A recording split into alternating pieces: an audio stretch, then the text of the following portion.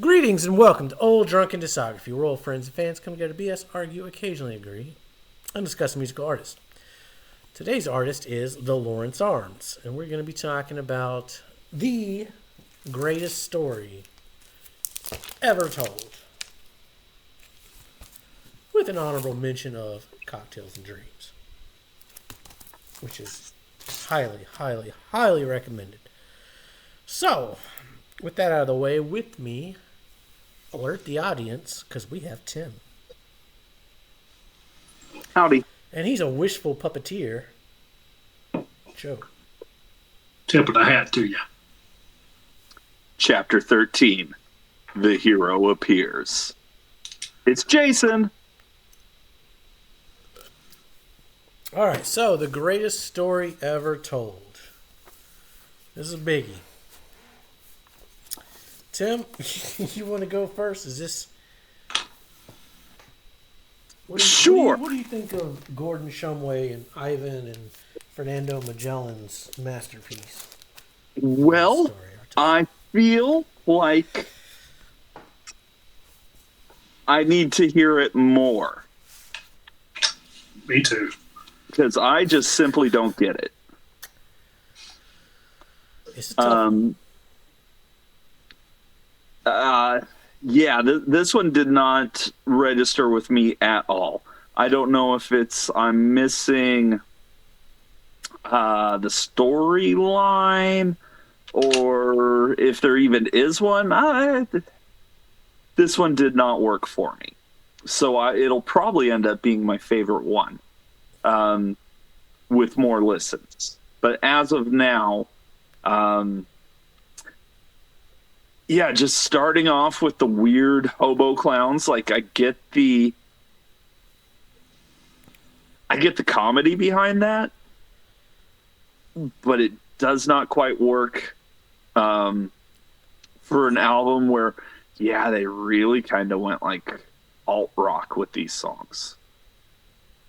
Like we're almost gone with, like punk rock is almost gone. Is this the one I was thinking of? Yeah, I think this is the one where it was really just kind of like some of these could have been really good Foo Fighters songs. All right. Maybe. Again, I got to listen to this one more, but upon first listen, this one did not click with me. Ooh, is this the clunker then? I don't want to call it a clunker because with repeated listens, it could grow on me. It's not terrible. It's not like laughably bad or anything. Again, the drums are great.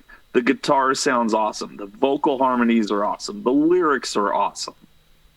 The presentation of it all is awesome.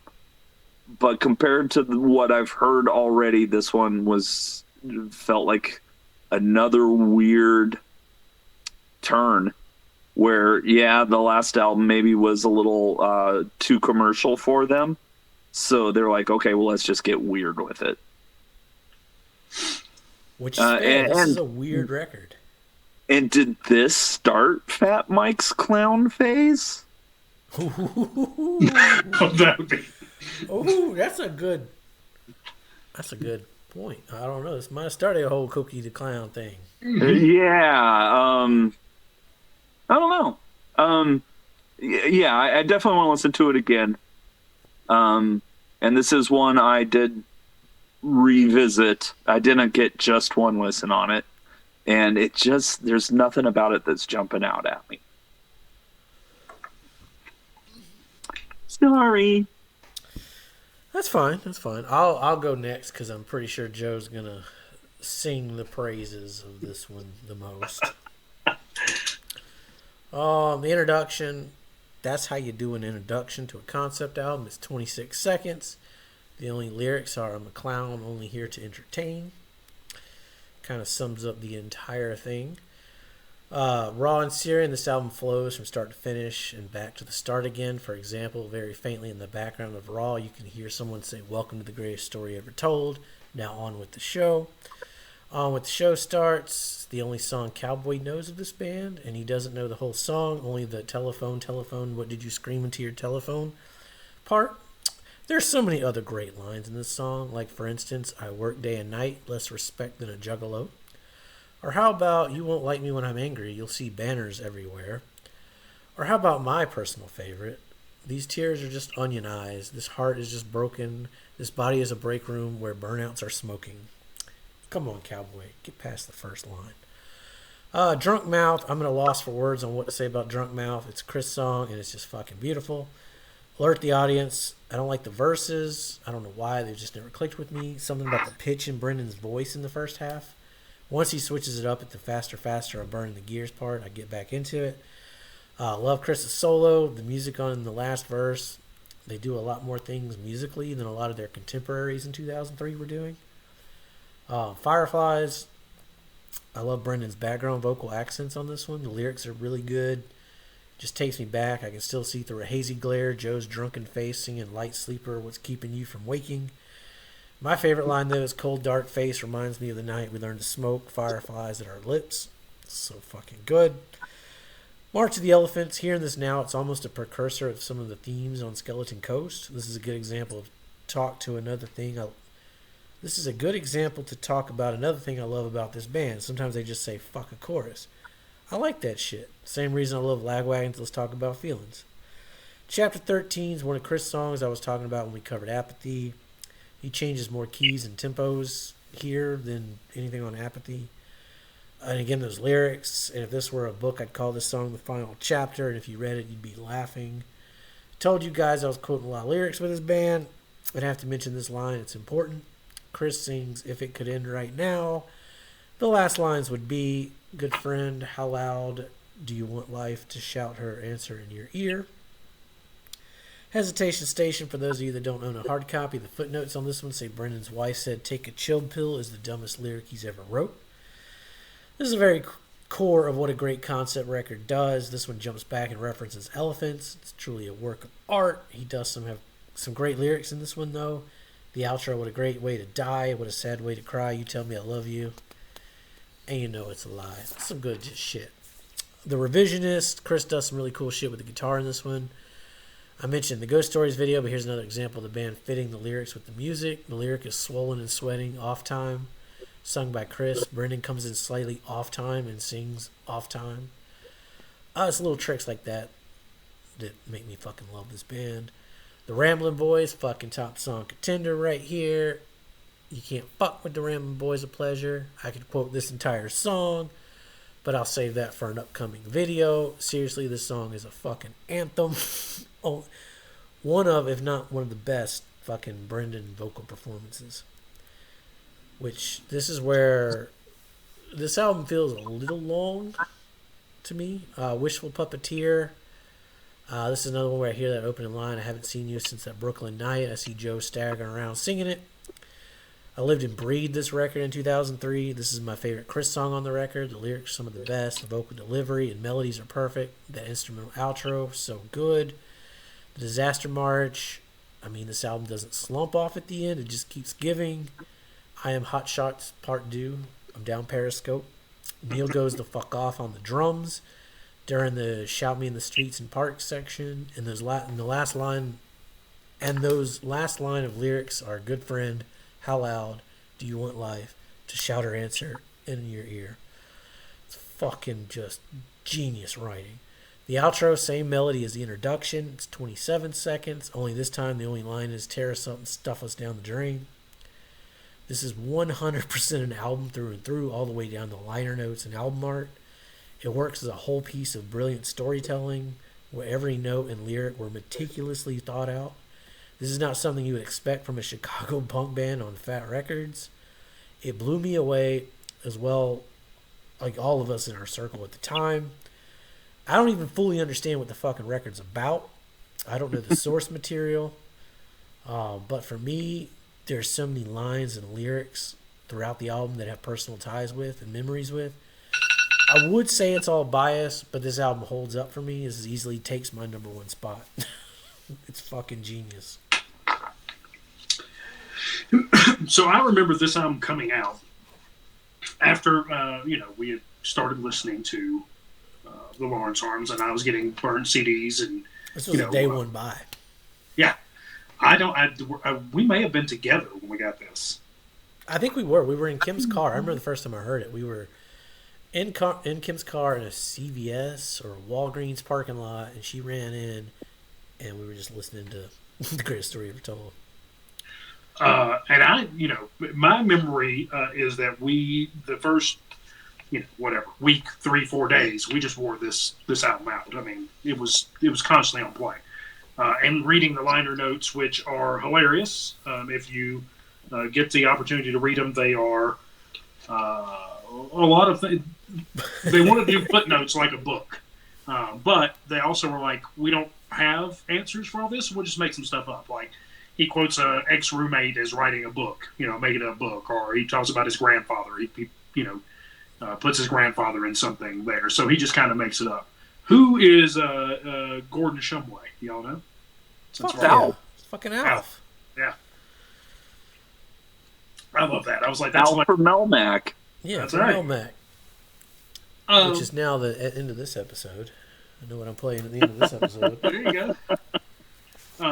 The album art, amazing. I love it. Not a bad song. We are now into a point where Chris and Brendan are really going back and forth for songs. They're not wholly together yet. We're still both singing on them, but it's it's more, this is a Chris song, this is a Brendan song. On who's taking the lead with it.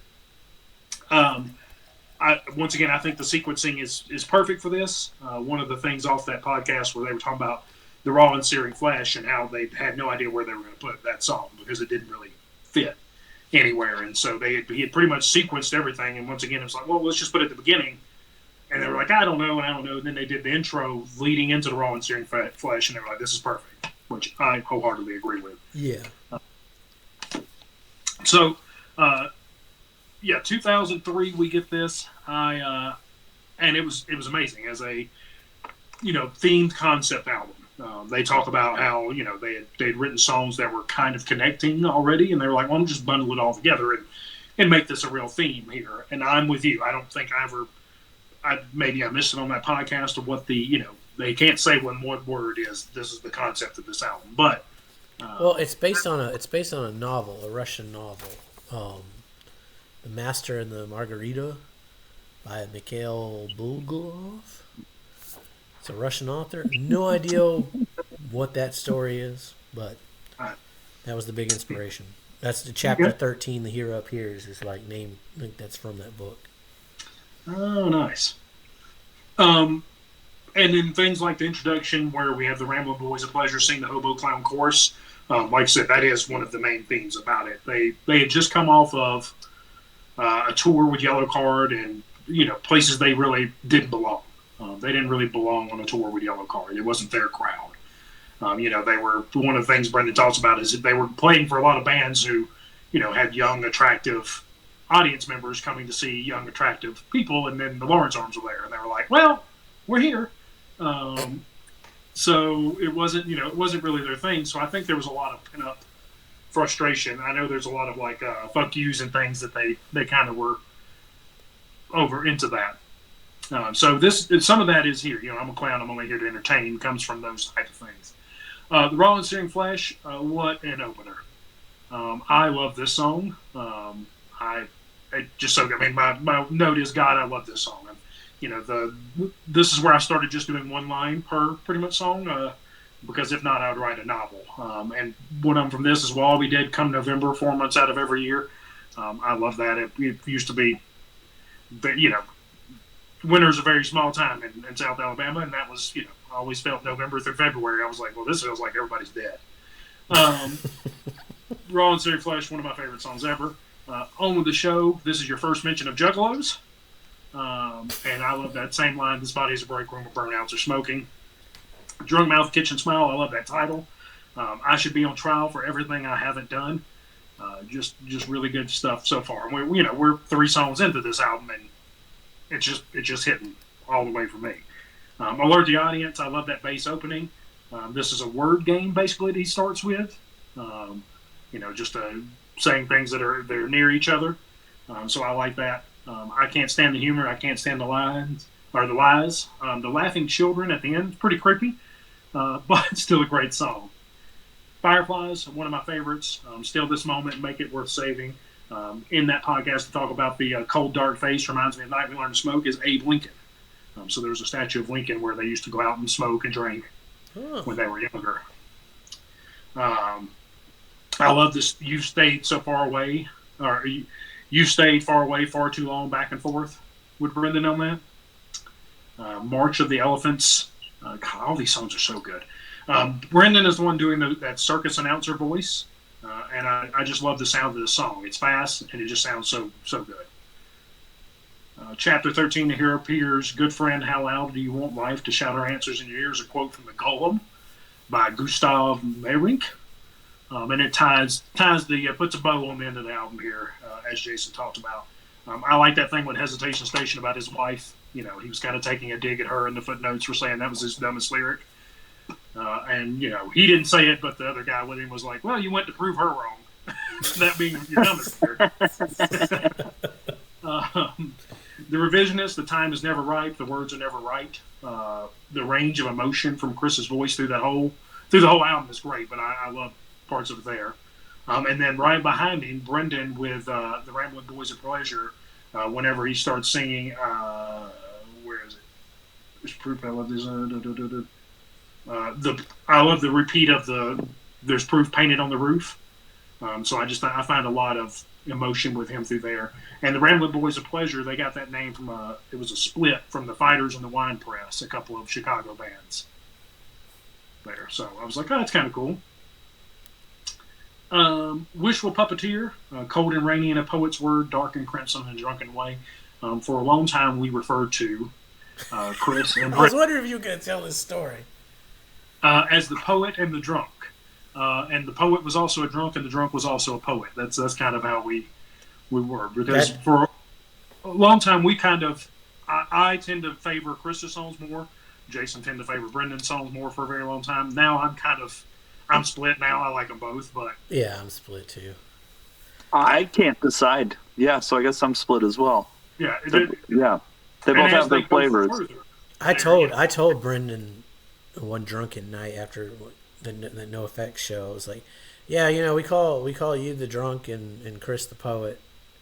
And he's like, yeah, but Chris is kind of the drunk. He drinks way more than I do. He's fucking plastered when he said it, but I really like on the Wishful Puppeteer, he's like, what am I singing for? And in the liner notes, he says, that's a rhetorical question. So I like that. That was funny. Disaster March. So the Disaster March is a song they play in the circus if something has gone wrong to let the performers know. Is kind of where that came from. And I guess Neil brought that to their attention. But I love the Hot Shots part doing down Periscope references. And then going ugly is ugly, transformation is a dream. So love what you are, not what you'd like to be. Great lines. One of the best lines to album. It's so hard because these lyrics mean so much to us, and we just read them off. And they don't have the same impact unless you go and listen. Go listen to the fucking Wishful Puppeteer and how he delivers those lines. Like, it's just, God, it's so fucking good. Sorry. Time creeps into my dreams. Ink stains, text to burn. So good. On the Disaster March, I love the callback to Chapter 13 here with it. But Brendan really nails that "Shout me in the streets and park, scrape your voices on the stars." When he gets to that line, he just nails that. So amazing. That's amazing closing track. The outro for the Hobo Reprise. So good to just wrap. Like I said, they put a bow on this. This is a complete package to me of an album. Yeah. And Fat Mike hated it? Yeah. So that was one of the things. Apparently, Fat Mike hated this album. He wouldn't do a video or do any radio for them with it. And they had a video for On With the Show, though, I thought. Isn't that the one where they're dressed up like... No, that's the Devil's Taken. Never mind. Uh-huh. And this cover is the reason that bands on Fat Wreck have to get their album artwork approved now. Which I don't get. That's a fucking great album cover. Yeah. It's amazing. I just don't think he liked the album, so he didn't like the album cover. I just think it was a, 1+1 there. Yeah.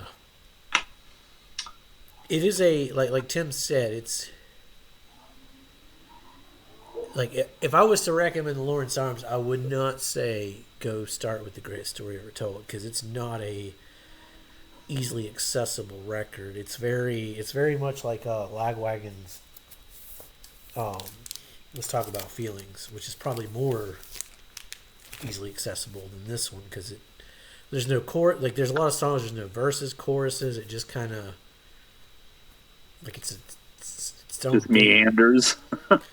I wouldn't say it meanders. It doesn't. It's not catchy in a lot of parts. And I would say this album also is there's a definite before and after the greatest story ever told. That I'm gonna agree with. Yeah, I'll say that. Yeah. Because the first three albums, you're like, okay, I can see kind of where we're going there.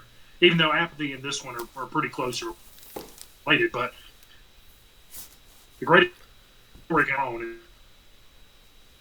Uh-oh, we lost. Uh-huh. Yep. Uh-huh. Alert the audience. Yep. Uh-huh. Uh-huh. Yep. Yeah, Uh-huh. play the disaster Oh, march. excellent Play the point. disaster Yeah. march. Yeah. Yeah. That's yeah. Oh, you 100%. can't make this shit up. I just find something amazing. Y'all. Uh-huh. Yeah, we agreed with you. Yeah. Yeah. Sounds right.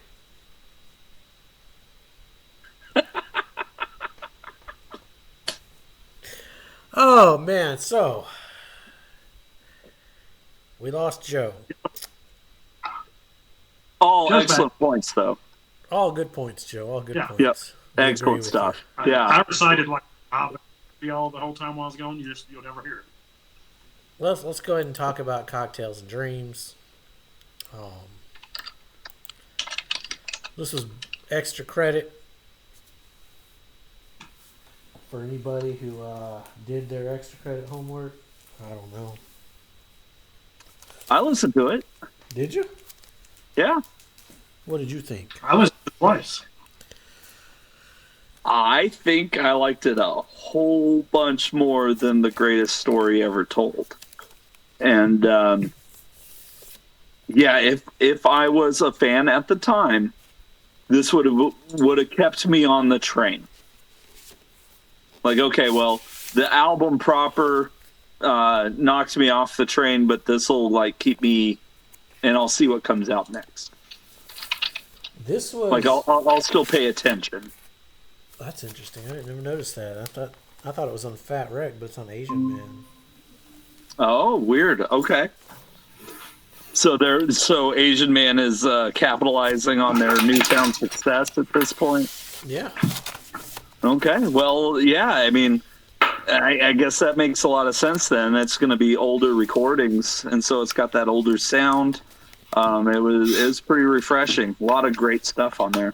Yeah, I enjoyed it quite a bit. All right. I guess we'll wait for Joe to get back here. He's back. He's back. All right. Cocktails and Dreams. I remember when this came out. This was another day one buy. At the time, I had heard most of this stuff because of the internet, LimeWire. I already had my own little B-sides folder going on my hard drive here, but I still bought this one. In Transit, so fucking good. That outro in Momentum in Transit, alive in the rhythms of movement. It's when I stop and start thinking that I realize all the people I'm still missing. He sings like slower and slower, and then he comes to a stop whenever he says, it's fucking genius writing. Quincentuple Your Money, top song contender. Some of my favorite Lawrence Arms lyrics. I still get chills from everything after. There's a park in the city where I used to go. 100 Resolutions, hands down the best New Year's song ever written. I'm sure we'll talk about this one More than later. Auld Lang Syne. Yes. God. we got a good story to tell about this one. I don't know if we should say this. Well, yeah, whatever. We'll talk about Yeah, that. go for it. So we saw this band, Pensacola, at a coffee shop. There was a band called Bear vs. Shark opening, and somebody else. I forgot about Bear vs. Shark. They were more like techno, electronic, punk. Ooh, going what on. a bill. Yeah, this And was the horror. The horror, yeah, fucking the horror was great. I'd buy that vinyl easily if we could ever find it. So they played, and it was Pensacola, so it was fucking rough. People in Pensacola don't know how to act right. And Get your shit together, Pensacola. Sorry. I don't remember what they opened with, but they were like 15, 20 times louder than the previous band. And people started walking out of the coffee shop. And what did he say? Brandon called the asses out. No, he said, "Now that's progress." He's not wrong. We talked about PBR beer with him because he had a bunch of PBR stickers all over his guitar case. Anyway, they played 100 Resolutions, and Chris was singing it, and some jackass in the front row hit his mic, and his mic like hit his teeth while he was singing it. And you could see his tongue like checking to make sure his teeth were still there. He was like making sure the shit was still there. He was pissed off. Brendan picks up on it and instantly like starts covering for Chris while he's checking for his teeth. And he changes all the lyrics. Instead of like I've had 100 resolutions, he changes it to he's had 100 resolutions. The song just keeps going. Neil doesn't miss a fucking beat. It was glorious. It was some good shit. That same one. So he was asking the horror while he was up there. Brendan was like, "So, you've got your name from Apocalypse Now, right?" And they were like, "No." And he's like, "Well, I'm making friends everywhere," or something. I was like, "Oh, that's a cool name still." All right. There's No Place. Fucking great song. Hey, what time is Pensacola Wings of Gold on anyway? This is Green Day's Longview, all grown up and much angrier. It's so fucking good. What were you saying? Were you going to tell me what time I was just saying it's a good on? question. What time is Pensacola Wings of Gold on? Because I got to watch that. Yeah. Fucking Pensacola. I did watch it. That's my hometown. Well, it wasn't any good. Was it better than Jag? I want to say they're the same show, just different names. I don't know. I think the characters are the same. No. Hey, that fucking show Wings was good. I believe you. The one that was just called Wings, that shit was good. Oh, yeah. Presenting the Dancing Machine, the robot with the monkey head. This is my first Lawrence Arms song. What piqued my interest in the song was how it changed from when it changed for the fuck what we say, all that we do, I'm saving myself, or something beautifully true. That part was interesting for me. It kind of stood out on the Fat Wreck comp compared to all the other fat bands at the time. Overheated, one of my favorite Chris songs. Set up another round. It's raining. 6 more drinks before I drown. Bottoms up, spirits down. And when he starts going with the months, shit's so good. Fun fact, my wife has a Google Calendar alert set up, and every year when it goes off, we say, "And on the 13th of September, I swear I'll remember," even if it doesn't make any sense. Necrotism, another early one I had heard. It's so damn good. Neil's drumming on this one is fire. We'll be talking about Necrotism here soon on 1991, it looks like. Boring Story sounds very Blink-182 Treasure Cat, which is basically early Screech and Weasel. At first, the best line is the last. I wish I could remember what I'm trying to forget. Faintly Falling's fine. We talked about it. Toast, I love it. Nebraska, holy shit. Brendan's backing vocals on this. This is a top song contender. Another Boring Story. I'll talk about this when we get to our top songs, because I think this is a vastly underrated. It has my favorite Lawrence Arms vocal trick that they do compared to any, like, even past Skeleton Coast. I think A Boring Story has the best. Joyce Carroll's fucking great. Old Timers, I love the Ghost Stories re-recordings, which they do the whole album, and of course Turnstiles, blah blah blah. We already talked about it, but if we were ranking this motherfucker, it would be a top 3 record for me. This is one of the best B-side collections I own. It's fucking glorious. What you got, Joe, now that you're back? And I'm back. I agree with pretty much everything you just said. This would be in my top 3 if we were allowed. I was listening to this I listened to this one twice because of how funny it was. I was like, man, this is so good. I want to go again. 2005 this come out, and a lot of these songs Jason and I had heard before they were all compiled here. We, from LimeWire or wherever where we could find them. It's funny you were talking about Chris getting hit in the mouth with a microphone. So I saw them in Tuscaloosa, which is crazy in itself. I don't know what the fuck they were doing in Tuscaloosa, Alabama. But they were playing I in this ask myself that every day. They were playing in this little bitty spot where a stage was like pushed up against the front door, and you had to come in the back, and there's no booze or anything. And just we were all mashed in there, and so I don't know what song it was, but somebody did the same thing. They hit the mic right into Chris's mouth because we were standing right next to him, and I pushed him all back with my arm, and because he was pissed, you could see it, and he was bleeding, and I was like, "Hey, knock it the fuck up! Stop, back up a little bit when you're doing all that." And this one dude was like, we're from Chicago, and this happens all the time. And I was like, you're in Tuscaloosa, and he's pissed. And if he stops the show, one of my favorite bands of all time, because you motherfuckers hit him in the mouth with a mic, it's going to be on. But that shit was fair. He gets hit in the mouth a lot, apparently, with mics. Punk rock, baby. Yeah. So, great. I love this coming out when it did. I was like, this is like having a whole new album. It was having some of their best songs ever just in one place. So great. In Transit, so good. You're so smart and witty, funny and pretty and skinny. Lonely Rage, The Hunger is the Meanest Cage. Quincy Temple, Your Money, top song contender. She doesn't get the jokes told by the late night talk show host, but for some reason she laughs anyway. I love that line. There's more of that, but we'll talk about that later. 100 Resolutions, I listen to every New Year's. So good. This is our year for sure, how it ends. I love that. There's no place like a stranger's floor. Never felt so good to wake up on some floor to some sound. Please let it work itself out.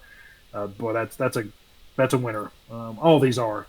At what time I spent Skull of Wings of Gold on anyway. I love that song too. So call me up, tell me something I'm dying to believe.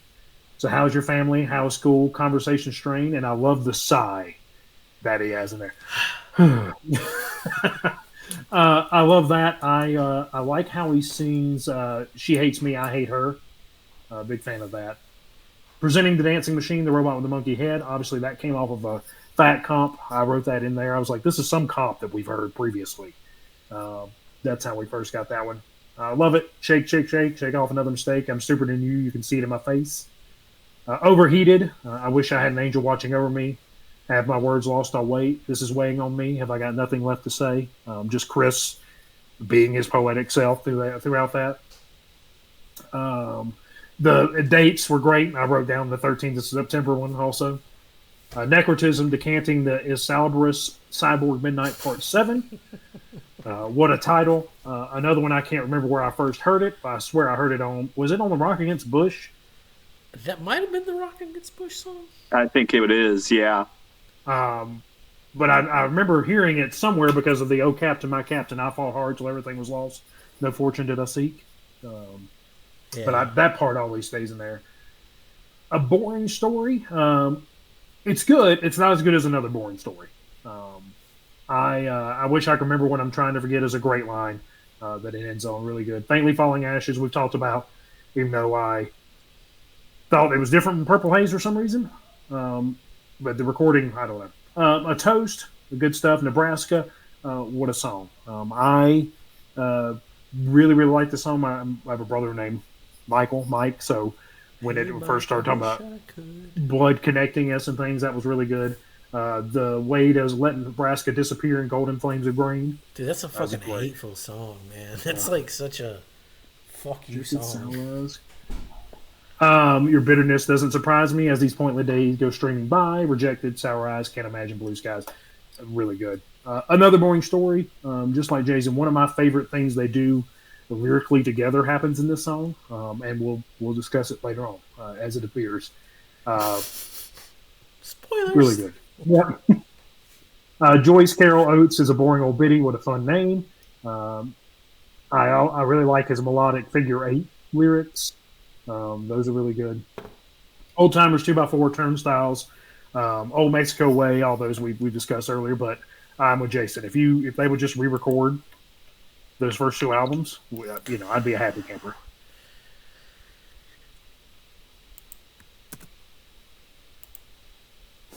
Well, we can't rank those, huh? No, Cocktails isn't getting ranked. It easily take number one right now, though. All right. Yeah, I already spoiled mine because I read that line, but it's my number one at the moment. It's a fucking masterpiece. Oh wait, I don't need to move shit for Tim because he didn't sound too happy. I mean, he didn't even need to move it that far, honestly.